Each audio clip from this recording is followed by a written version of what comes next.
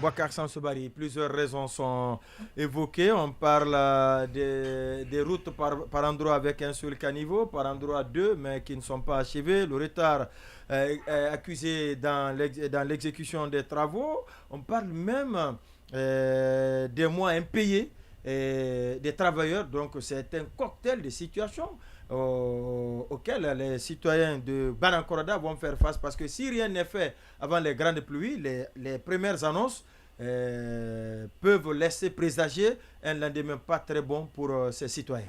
Oui, et c'est bien dommage. Et moi, c'est d'ailleurs quand je ne sais pas, mais en l'entendant, le retard est tel que il est en train de, il a plutôt décrit les dernières inondations comme la conséquence de travaux qui ont commencé pratiquement l'année passée. Parce que là, nous nous acheminons vers la fête de Tabaski. Et une autre fête de Tabaski. Les travaux n'ont pas globalement avancé. Exact. On en a parlé l'année passée. Lui-même a dit que le président, quand il y a séjourné, il en était tellement mécontent qu'il a failli retirer le contrat à Guiter pour le passer à quelqu'un d'autre. Mais il le dit, et ça aussi, c'est à ce niveau, il faut situer la responsabilité au niveau peut-être de la société dans sa globalité, parce que ce sont les sages de Kankan, dit-il, qui s'étaient mobilisés pour venir demander au président de laisser Guiter poursuivre les travaux. Attention, c'est-à-dire finalement, si aujourd'hui il y a cette inondation et peut-être éventuellement, je touche du bois, mais une tragédie, ce sera aussi une conséquence du plaidoyer formulé à l'époque par ces sages-là qui n'ont pas voulu... Donc on ne peut pas les dédouaner. Voilà, qui n'ont pas voulu être nécessairement objectifs.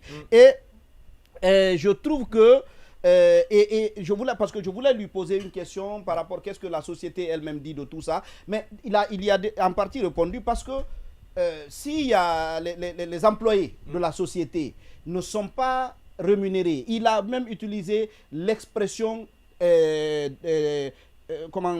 motivation, c'est-à-dire il manque de motivation. En attendant, ils peuvent passer des journées sans travailler, ils sont là mais ils ne travaillent pas. Et la meilleure façon que eux ils ont trouvé d'exprimer leur frustration, c'est de piétiner le travail, faire en sorte de le retarder, de ralentir le rythme évolutif du travail. Exactement. Donc ils ne sortent pas pour manifester, pour brandir des pancartes à gauche et à droite. On n'a pas été payé, mais là leur façon de le manifester est peut-être plus grave pour le pays que s'ils s'étaient manifestés. J'ai même envie de me demander si le fait que pour eux de ne pas manifester, est-ce que ce n'est pas la conséquence de l'interdiction des manifestations où ils risqueraient de se faire arrêter, je ne sais pas moi. Donc, surtout que Banankoroda, ces derniers temps, on peut le dire sans se tromper, c'est un quartier présidentiel où le président vient.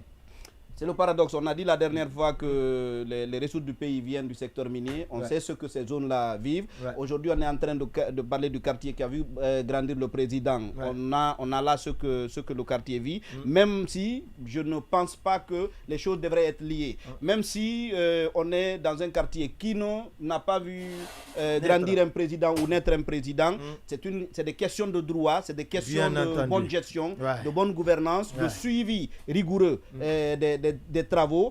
Maintenant, tout ce qui est dommage dans cette histoire-là, c'est qu'on va regarder ça. Nous, on en a parlé, d'autres médias vont le relayer, mais il n'en sortira rien. Il n'y aura pas de sanctions.